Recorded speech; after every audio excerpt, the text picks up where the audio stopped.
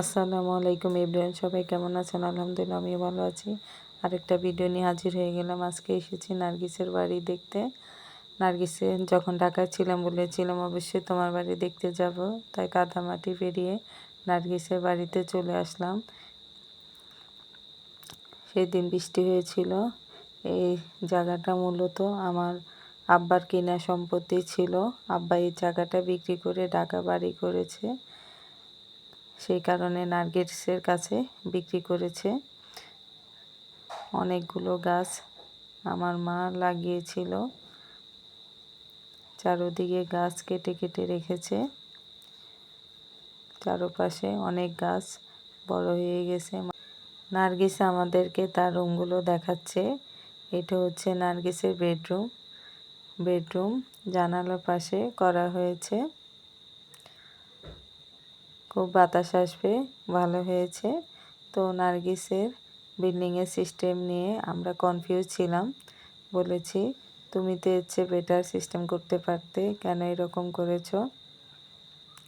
তো নার্গিস আমাদেরকে বলে আসলে তখন আমি বুঝতে পারিনি, আমার ভাই আর আমি মিলে এরকম করে ফেলেছি। তো আর কি করা, সিস্টেম যেহেতু করে ফেলছে এখন তো আর পাল্টানো যাবে না।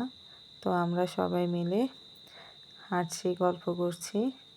এদিক দিয়ে সুমাইয়া ছাদে যাবে, আর এদিক দিয়ে সবাই মিলে উপভোগ করছি, দেখছি, সবাই মিলে আড্ডা দিচ্ছি।